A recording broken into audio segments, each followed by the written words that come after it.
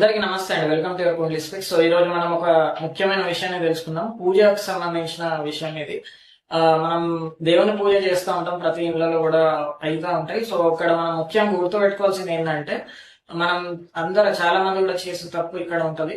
ఆ ముఖ్యంగా మనకి ఏ దేవత పూజ తీసుకున్నా కూడా మనకి దేవత ఆహ్వానంతో స్టార్ట్ అవుతుంది. అంటే మనం ముందు దేవుణ్ణి ఆహ్వానిస్తాం ఇంటికి.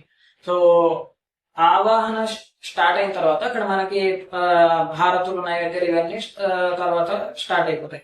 ఇక్కడ ముఖ్యంగా గుర్తుపెట్టుకోవాల్సింది ఏంటంటే, మనం ప్రాక్టికల్ గా ఆలోచిస్తే ఇప్పుడు మన ఇంటికి ఇన్వైట్ చేస్తున్నాం అనుకోండి, అప్పుడు ఏమైపోతుంది? ఇప్పుడు గెస్ట్ వచ్చినప్పుడు మనం ఫస్ట్ ఏదో వాటర్ కానీ ఇలాంటివి ఏమన్నా తాగడానికి ఇచ్చి తర్వాత మాట్లాడతాం. సో ముఖ్యంగా చేయాల్సిన పని ఏంటంటే, అట్లీస్ట్ ఒక 10 to 15 minutes వాళ్ళతో మాట్లాడడం అనేది ఇంపార్టెంట్. ఎందుకంటే అట్లా చేయడం వల్ల వాళ్ళు కూడా హ్యాపీ ఫీల్ అవుతారు and it will be good. So అక్కడ మనం చేసేది అది.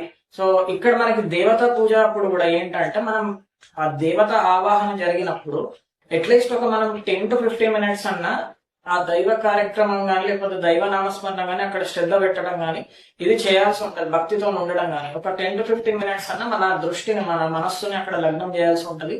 ఇది చాలా ఇంపార్టెంట్ అయిన విషయం. ఇది ఎందుకంటే, ఎప్పుడైతే మనం ఎట్లయితే వచ్చిన గెస్ట్ ని మనం మాట్లాడకుండా మన పని మనం చేస్తే అక్కడ గెస్ట్ ఎట్లా ఫీల్ అవుతాడో, సేమ్ దేవుడి విషయంలో కూడా అంతే. పిలిచి మనం ఇగ్నోర్ చేయడం అనేది అదొక రకమైన దోషం కిందికి వస్తుంది. కాబట్టి ఇది మనం అవాయిడ్ చేయాలి. అండ్ ఆల్సో ఇది ఓన్లీ ఇంటికే అని కాదు, మనం బయట కూడా అక్కడ గణపతి మండపాలు జరుగుతూ ఉంటాయి, లేకపోతే మనకి ఇన్విటేషన్స్ వస్తాయి, సత్యనారాయణ పూజను, రకరకాల పూజలు ఉంటాయి. కాబట్టి ఇక్కడ మనం వెళ్ళిన ప్రతి చోట కూడా అట్లీస్ట్ మీరు ఉన్న టైంలో 5-10 minutes అన్న మనం స్పెండ్ చేయాల్సి ఉంటుంది. ఖచ్చితంగా గుర్తుపెట్టుకోవాల్సి ఉంటుంది.